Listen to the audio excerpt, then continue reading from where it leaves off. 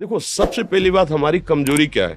हम परेशान हो जाते हैं। संसार में देखो तो परेशान, परमार्थ की तरफ देखो तो हम परेशान हो। ये हमारा आदत स्वभाव बन गया परेशान होना।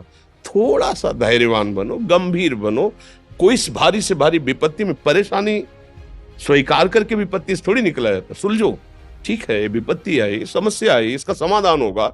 ऐसा थोड़ी कि हमें नष्ट कर देगी। अगर अभी हमारी बड़ी हानि हो जाती है, हम कल इससे बड़ा लाभ प्राप्त कर सकते हैं।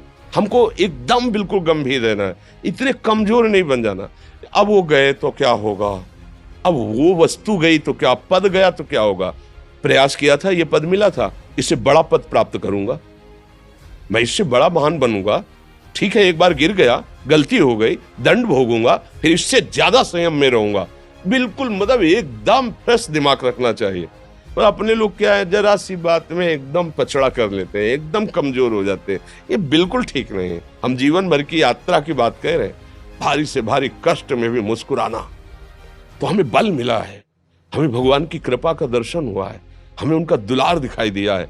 अगर ऐसे तो भाग जाते, फिर परमार्थ में थोड़ी चलना होता है। आज जो आप सुन करके लाभ लेने की चेष्टा कर रहे हो ना, ये केवल प्रवचन नहीं है, ये जीवन है। अगर ये जिए ना होते ना, तो ये इसका प्रभाव नहीं पड़ता, फिर वाणी का प्रभाव नहीं पड़ता। हम इसीलिए कहते हैं, जैसे आप लोग एकदम परेशान हो जाते हैं जब बोलो, क्या हमसे ज्यादा परेशानी होगी? दोनों किडनी खराब, दवाई लाने के लिए पैसे नहीं, पानी रखा है, हम उठ के पी नहीं सकते, भीषण शरीर में कष्ट, भीषण बुखार, क्योंकि किडनी फेल, जरा में बुखार, खाने को क्या, रोटी मांग के लाओ। अगर वहां सब्जी मिलती है तो लाल मिर्च ऐसी पड़ के मिलती थी कि वो पा नहीं सकते थे। आप सोचो, पानी लाना है तो मुझे लाना है, पीना है तो मुझे पीना है। अगर मैं हारता तो कहां पहुंच जाता, क्या स्थिति होती? नहीं, मरना है, पर कदम पीछे। कोई दिन ऐसा नहीं जिस दिन सेवा ना की हो, जिस दिन सेवा ना गए हो। गुरु जी की सेवा में जाना है, पहले अपने को स्वस्थ साबित करना है, नहीं वो सेवा नहीं लेंगे। तुम बीमार हो, तुम कष्ट में हो, ऐसे उनकी दृष्टि परेशान थी, सेवा की, आके लेट गए। फिर हिम्मत की, अपनी श्री जी की सेवा की, मधुकरी नहीं गए, 3-3 4-4 दिन भोजन नहीं गए, पर सेवा नहीं छोड़ा, दिनचर्या नहीं छोड़ी। और उसका प्रधान कारण संयम, ब्रह्मचर्य, भगवत आश्रय, नाम जप, कभी हारने नहीं दिया। अभी भी थोड़ी देर बाद डायलिसिस शुरू होगा। हारने, आपको हारे हुए नजर आ रहे हैं? शरीर में पीड़ा है, किडनी फेल है, ऐसा थोड़ा हम स्वस्थ बैठे हैं। पीड़ा है, बार बार प्यास लगती है, थोड़ा थोड़ा पानी मिलता है हर, लेकिन हम आनंदित हैं, हम प्रसन्न हैं।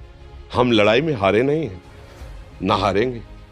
हम जीत चुके हैं, हम अपने मालिक के भरोसे में अपना सब बात। तो वो, ये हम अपनी बड़ाई नहीं बता रहे, हम आपको बता रहे समस्या। सोचो, तुम्हारे पास तो माँ है, भाई है, बहन है, परिवार है, कोई ना कोई तो है ना। मेरा किसी ने कभी जीवन में ध्यान भी नहीं दिया। क्यों?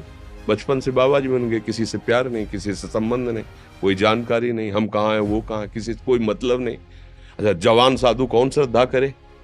कभी गांव जाने की हिम्मत नहीं पड़ती कि रोटी मांग ले, पता नहीं लोग क्या सोचेंगे, क्या भावना कर ले।